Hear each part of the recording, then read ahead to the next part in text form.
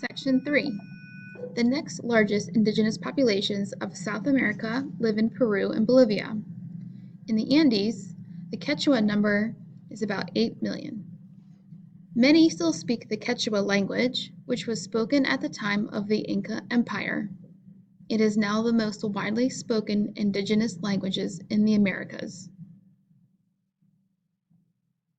Although countries recognize their indigenous populations and the need to respect their rights, many of these countries are not actively promoting these rights.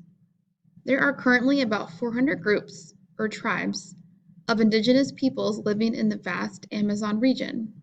Many of these tribes have had little or no contact with outsiders for more than 500 years. Yet they now face corporations pushing to take over their lands with heavy foresting and mining equipment. These indigenous populations often have little protection from the destructive pollution that comes from these industries. In theory, their rights to their ancestral lands are recognized. However, corporations wanting to exploit the land for natural resources often ignore those rights. The process of digging for precious metals, minerals, and oil can unfortunately cause great harm to the lands that indigenous peoples depend on for their livelihoods and traditional ways of life.